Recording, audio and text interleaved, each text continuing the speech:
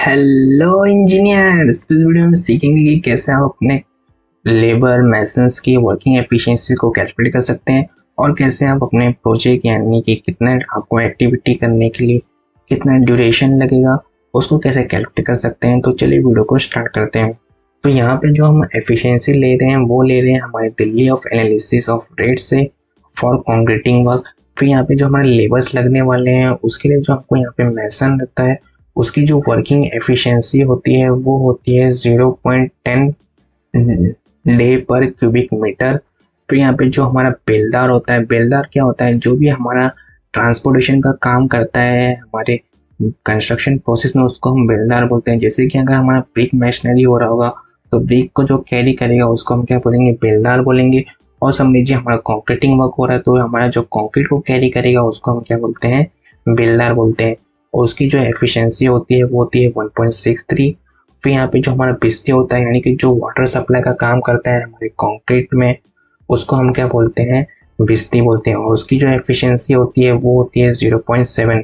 ये सारी एफिशिएंसीज हमने कहाँ से ली है, हमारे दिल्ली रेट ऑफ एनालिसिस से ली है। ये आपके लेबर मैसन और बिस्ती बेलदार इन सब के हिसाब से आपके यहाँ पे एफिशिएंसी चेंज भी हो सकती हैं, लेकिन ये जो एफिशिएंसी ली है हमने वो स्टैंडर्ड एफिशिएंसी मान के हम हमारे प्रोजेक्ट की शेड्यूलिंग को कर सकते हैं। क्योंकि हर एक आदमी का वर्क करने का एफिशिएंसी क्या होती है, अलग अलग होती है, जिसके कारण यहाँ पे एफिशिएंसी की वैल्यू चेंज भी हो सकती है। और इसकी कैसे कैलकुलेशन करते हैं एफिशिएंसी की वो मैंने आपको पिछले वीडियो में समझा के रखा है। तो समझ लीजिए यहाँ पे हमको 30 क्यूबिक मीटर का कॉन्क्रीटिंग वर्क कराना है तो क्या करेंगे, जो भी हमारे मेसन बेलदार और बिस्ती इन सबकी जो एफिशिएंसी थी उसको हम क्या करेंगे, मल्टीप्लाई कर देंगे हमारे 30 क्यूबिक मीटर से। तो हमारा कितने डेज लगेंगे हमारे एक मैसन, एक लेबर और एक बिस्ती को हमारे 30 क्यूबिक मीटर ऑफ कंक्रीट करने के लिए, वो यहाँ पे कैलकुलेट होके आ जाएगा। तो यहाँ पे हमारा जो मैसन की एफिशिएंसी थी उसको हमने मल्टीप्लाई कर दिया 30 क्यूबिक मीटर से, तो कितना डेज आ गया, 3 डेज आ गया। यानी कि हमारे एक मैसन को 30 क्यूबिक मीटर करने के लिए कितने डेज लगेंगे, 3 डेज लगेंगे। फिर यहाँ पे जो बेलदार की एफिशिएंसी थी 1.63 उसको भी हमने मल्टीप्लाई कर दिया 30 क्यूबिक मीटर से, तो कितना आ गया, 49 डेज आ गया।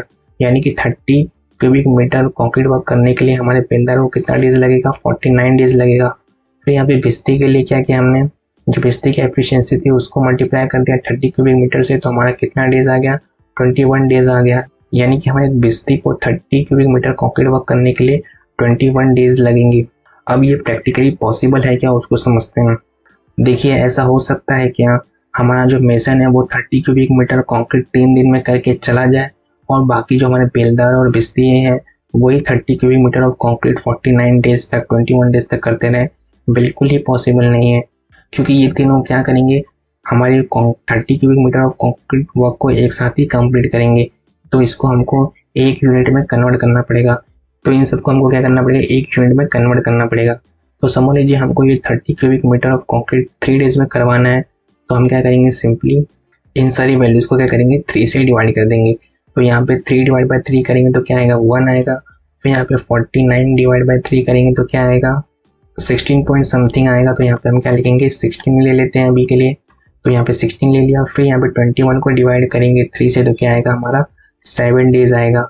यानी कि 30 cubic meter of concrete work करने के लिए हमको एक मैसन लगेगा, 16 बेलदार लगेंगे और 7 बिस्ती लगेंगे पूरे कंटिन्यूसली 3 डेज के लिए। यानी कि पहले दिन कितने लगेंगे, 1 मैसन 16 बेलदार 7 बिस्ती। फिर सेकंड डे भी कितने लगेंगे, 1 मैसन 16 बेलदार और 7 बिस्ती, और थर्ड डे के लिए भी सेम लगेंगे। लेकिन ये प्रैक्टिकली पॉसिबल है क्या, आप उसको समझते हैं। तो देखिए हमारा जो थंब रूल होता है, समझ लीजिए एक तरह का थंब रूल है ये, कि हमारा जो एक मैसन होता है उसके पीछे हमारे 3 लेबर खप जाते हैं। यानी कि 3 लेबर हमको लगते हैं हमारे एक मैसन के पीछे। तो समझ लीजिए हम यहाँ पे कंक्रीटिंग वर्क कर रहे हैं, तो यहाँ पे हमारा एक लेबर क्या करेगा, हमारे सैंड को लेके जाएगा हमारे कंक्रीट मिक्सर तक, एक लेबर हमारे एग्रीगेट्स को लेके जाएगा और एक लेबर हमारे सीमेंट को लेके जाएगा हमारे कंक्रीट मिक्सर तक। फिर यहाँ पे एक लेबर हमारा खड़ा रहेगा हमारे कंक्रीट मिक्सर के पास, हमारे सीमेंट सैंड और एग्रीगेट को हमारे मिक्सर के अंदर पलटने के लिए, उसके अंदर वाटर ऐड करने के लिए। तो टोटल कितने लोग हैं, 4 लेबर्स हो गए। यानी कि बेलदार कितने हो गए, जो हमारे सीमेंट सैंड एग्रीगेट को लेके आ रहे हैं वो हो गया 3, और बिस्ती जो वहाँ पे वाटर ऐड कर रहा था वो कितना हो गया, 1 हो गया। फिर समझ लेते हैं यहाँ पे हमको 2 बेलदार और लगेंगे जो कि हमारे कंक्रीट मिक्स होने के बाद हमारे मेसन तक लेके जाएंगे। तो यहाँ पे 3 + 2 कितना हो जाएगा, यहाँ पे 5 हो जाएगा। यानी कि यहाँ पे हमको कितने लग रहे हैं, 5 बेलदार लगने वाले हैं, 1 बिस्ती लगने वाले हैं और मेसन कितने लगने वाले हैं, 1। लेकिन यहाँ पे जो हमने कैलकुलेशन की उसके हिसाब से यहाँ पे 16 बेलदार लग रहे थे, लेकिन एक्चुअल में कितने लगेंगे वो तो हमको साइट पे जाने के बाद ही पता चलेगा। तो यहाँ पे हमने जो कैलकुलेशन की है उसके हिसाब से यहाँ पे हमको सिर्फ 5 बेलदार लगने वाले हैं और यहाँ पे जो बिस्ती लगने वाला है हमको यहाँ पे 1 लगने वाला है। तो ये जो हमारी सारी एफिशिएंसी है कि हमारी स्टैंडर्ड एफिशिएंसी है, इसके हिसाब से आप क्या कर सकते हैं, शेड्यूलिंग कर सकते हैं। लेकिन एक्चुअल साइट में क्या होगा एग्जीक्यूशन के टाइम पे, उसको तो हमको साइट पे जाने के बाद ही पता चलेगा। फिर उसके बाद हम क्या करेंगे, जो हमने शेड्यूलिंग की है हमारी इस एफिशिएंसी के हिसाब से और जो हमारा एक्चुअल वर्क हो रहा है उसके हिसाब से हमको क्या करना पड़ेगा, शेड्यूल वर्क और हमारा एक्चुअल के हिसाब से हमको क्या करना पड़ेगा, उसको शायद से फिर से रीशेड्यूलिंग करना पड़ सकता है। या फिर यहाँ पे जो लेबर्स हैं, मेसन्स हैं, बेलदार हैं, इन सब के क्वांटिटी को बढ़ाना पड़ सकता है, जिसके कारण यहाँ पे क्या हो सकता है, हमारे प्रोजेक्ट का कॉस्ट बढ़ सकता है। अगर आपका प्रोजेक्ट का कॉस्ट आपके अर्न वैल्यू से बड़ा हो जाता है यानी कि तो आपके कंपनी को क्या हो सकता है, लॉस भी हो सकता है। समझ लीजिए यहाँ पे हम कंक्रीटिंग वर्क कर रहे थे 30 क्यूबिक मीटर का ही, तो यहाँ पे अगर हमको यहाँ पे कॉस्ट लगता है, समझ लीजिए यहाँ पे 10,000 रुपीज़ लग रहा है, लेकिन यहाँ पे हमारा कोई मशीन ख़राब हो गया तो उसके अंदर हमारा समझ लीजिए 4 से 5 घंटे उसको रिपेयरिंग के लिए लग गए। तो उसके लिए वहाँ पे क्या हो जाएगा, हमारे प्रोजेक्ट क्या हो जाएगा, डिले हो जाएगा। डिले होने के कारण यहाँ पे हमको हमारे रिसोर्सेज को बढ़ाना पड़ेगा यानी कि हमारे लेबर्स को बढ़ाना पड़ेगा। उसके लिए हमको यहाँ पे उसको एक्स्ट्रा चार्ज पे करना पड़ेगा। अगर वो एक्स्ट्रा चार्ज हमने जो पे किया है वो अगर हमारे जो अर्न वैल्यू है 10,000 रुपीज़, अगर उससे ज़्यादा हो जाता है, समझिए टोटल 12,000 रुपीज़ हो जाता है, तो हमको क्या यहाँ पे हो गया, 20% का लॉस हो गया। तो ये पूरे कॉस्ट और उसके ड्यूरेशन को आपको ध्यान में रखते हुए प्रोजेक्ट की शेड्यूलिंग करनी है। तो आप कैलकुलेशन के लिए कोई भी एफिशिएंसीज को यूज़ कर सकते हैं। ये हो जाएगी हमारी प्लानिंग यानी कि हमारी शेड्यूलिंग। लेकिन एक्चुअल में क्या हो रहा है वो आपको ट्रैक करना है, यानी कि जो आपने शेड्यूल किया है उसके हिसाब से आपका एग्जीक्यूशन हो रहा है या नहीं, जो आपने प्लान किया है उतने डेज में ही आपका प्रोजेक्ट कंप्लीट हो रहा है या नहीं। अगर नहीं होते तो आपको यहाँ पे आपके लेबर्स को बढ़ाना पड़ सकता है यानी कि रिसोर्सेज को ऑल्टर करना पड़ सकता है, या फिर आपके प्रोजेक्ट को रीशेड्यूल करना पड़ सकता है। क्योंकि अभी हम क्या कर रहे हैं, हम सिर्फ अभी प्लानिंग कर रहे हैं।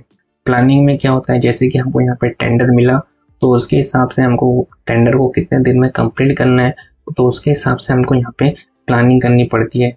लेकिन एक्चुअल साइट पे हमको कुछ क्या क्या प्रॉब्लम आ सकती है उसके हिसाब से हमारे प्रोजेक्ट का ड्यूरेशन क्या हो सकता है, चेंज हो सकता है। तो वो हमको साइट एग्जीक्यूशन की जब हम करेंगे तभी हमको अच्छे से क्लियर आइडिया होगा। क्योंकि साइट पे जो भी प्रॉब्लम्स होती है वो क्या होती है, सडन होती है, हाइपोथेटिकल होती है, उसको हम पहले से नहीं बता सकते कि हमारा मशीन ख़राब होने वाला है या फिर कोई एक्सीडेंट्स होने वाले हैं हमारे साइट के ऊपर, जिसके कारण हमारा प्रोजेक्ट डिले हो सकता है। तो इसलिए आपको जो आपका एक्चुअल है और जो आपका प्लान शेड्यूल है आपको उसको कंपेयर करते रहना पड़ेगा, और जो आपका परसेंटेज कंप्लीशन होता है उसको आपको साथ साथ में ट्रैक करते जाना पड़ेगा आपके प्लानिंग और शेड्यूलिंग के हिसाब से। तो इस वीडियो में इतना ही, मिलते हैं अगले वीडियो में। जय Hind. Thanks for watching my video. Keep learning, keep practicing.